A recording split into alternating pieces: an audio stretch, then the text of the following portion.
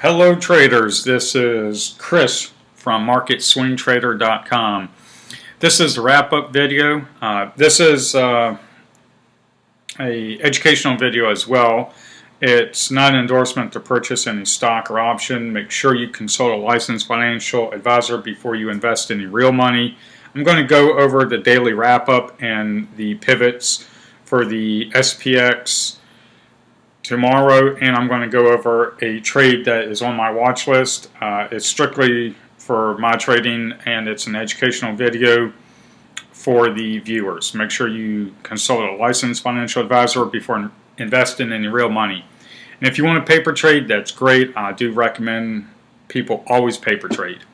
So today we had a huge rally up.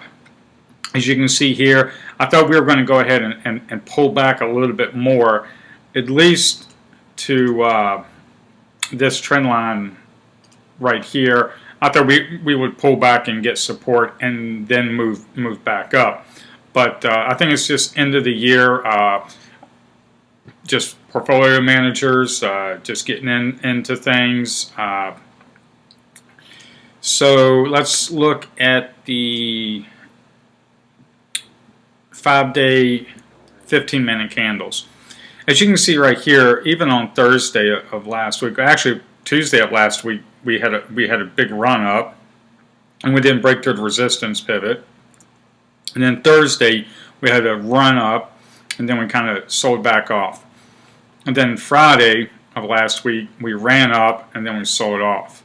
And then on Monday we kind of had a pullback. And then that's when I thought we would have another pullback, at least down into here, at least 1200, 1190, and we would gain support. But we had a huge run up, a gap up in the futures, and we just ran right up. We broke through the pivot, right through the resistance pivot. And when I started seeing these candles right in here, I was like, okay, if we close below here, then we could sell off and get support right here, but we never did. We just kept getting strength all the way in throughout the whole day. So this market is really hard to trade, I guess, for people that are not used to it. I mean, I'm not used to this type of market where we gap up, we run down, we gap up, run down. It's just all over the place. It's really hard to predict. That's why one of the reasons why I do like options. You have defined risk, and a lot of the trades, it really doesn't matter if you move up or down. It can move up and down, and you're just collecting premium. Because the type of option trader I am, I do like collecting premium. I just don't like buying calls or buying puts. I do like doing many different option strategies, on condors, verticals, and mainly calendars. So for tomorrow, for the SPX, tomorrow the resistance pivot is at 1267.05. That's where we would have resistance, and we have a pivot point of 1229.95. And we have a support pivot of 1217.07. So we have a stochastics that is overbought. So what we could do is have a slight pullback. If we pull back to the pivot, then we could gain some support. And also we have another support at 1217. Now what the futures are doing right now, if we look at the futures, this is March contract. As you can see, we're only down half a point, so it's really not doing that much, and also I really don't look at them until early in the morning anyways. So that is the wrap up for the SPX. That is what I am looking for tomorrow, is to be right around these pivots. I don't foresee us breaking through this resistance pivot. But if we go to the daily, we have the stochastics that is starting to turn back up, and also we did close above both pivot point moving averages and above December's monthly pivot. So if we did pull back, we would have support right here at around 1227. We would have support, and we could pull back, and then I foresee us moving back up. So I did do a scan, and there is one stock that I did look at, and that is ConocoPhillips. And the reason I'm looking at it is that it came up on my scan. The stochastics is oversold. It looks like it's turning back up. We came down right down here to the December support pivot. We held it, and it looks like we're moving back up. We did not break through December's pivot, but that's okay. What I'm looking to do is put on a calendar spread on this trade, and I think we would have resistance right around here, around 73.25, and also we do have resistance right here at 76.98. Well, I would say $77. So as an option trade, what I'm looking at is, let me go ahead and take this off. The reason I like this is because the beta is 1.3. Normally I like it a little bit lower, but that's fine. The beta is okay. The dividend date is 10/13. We do have earnings coming out on COP, but that's, I think it was January 23rd that we have earnings coming out. I did look that up. So we have plenty of time to collect some premium. So, and also, what I'm looking at is the implied volatility over here. It could be a little bit better. It's kind of spread out a little bit, but that's because we've got the front and back month is kind of spread out. That's fine. But right here, what they are saying, let me close this up, right here in January, with this plus 4.174 means is that they are looking for a $4 move on this, or a 4-point move on this. So a 4-point move on this, if we're trading, let's say, right around $70, it would be $74 or down. So what I'm looking for, since we're trading at 69.78, what I'm looking to do is go ahead and right click and go to buy calendar. The reason I like this is because we got really nice open interest here, and we've got a pretty tight spread. This is after hours, so we got good open interest. We got a nice bid and ask price. It's not too wide. So if we look at this on the risk profile,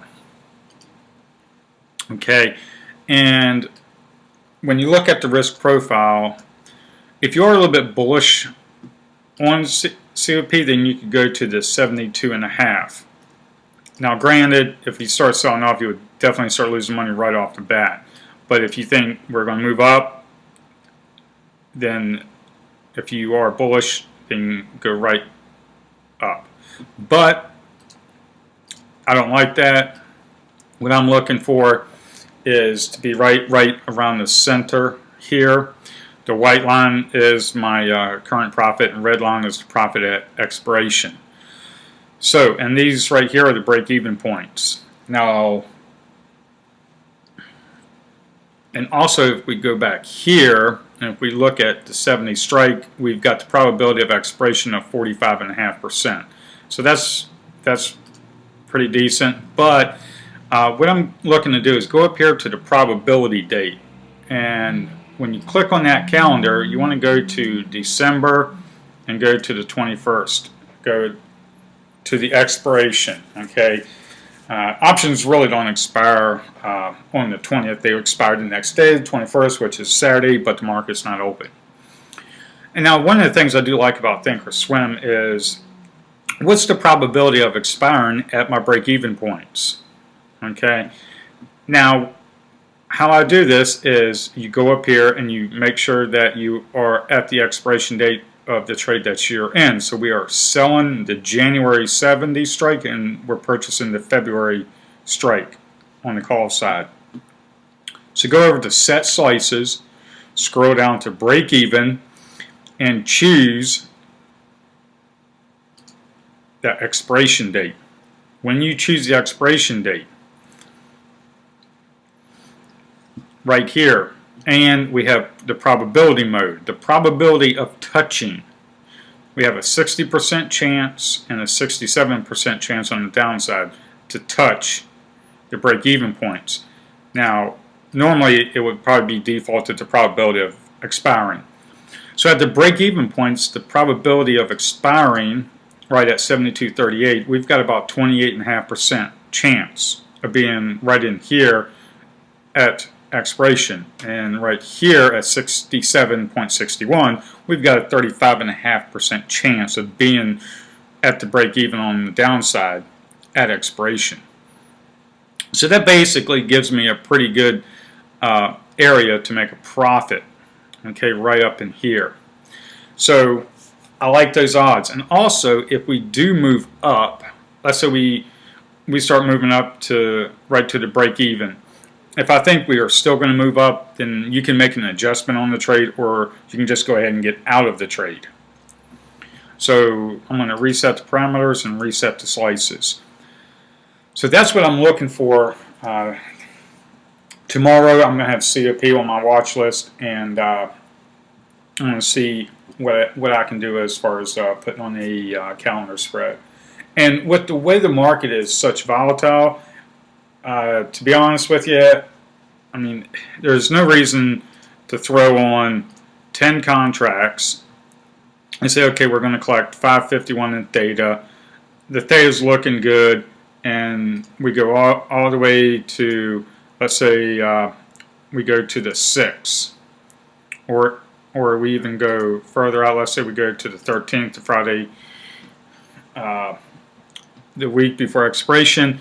Yeah, you can collect some pretty good money, but the thing is, if you are not comfortable, if we have a blowout rally of losing all of that, which is $900, then there's no reason to throw in that many trades. To be honest, I'll probably just put on maybe two trades on this, because I want to maybe spread out my my strikes.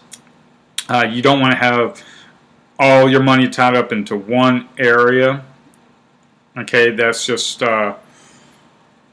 point of risk, and what I like doing is spreading out my trades. So if I do have to do an adjustment, I'll go ahead and make a video of that. So that is the wrap-up video, and have a good trading day. Thank you.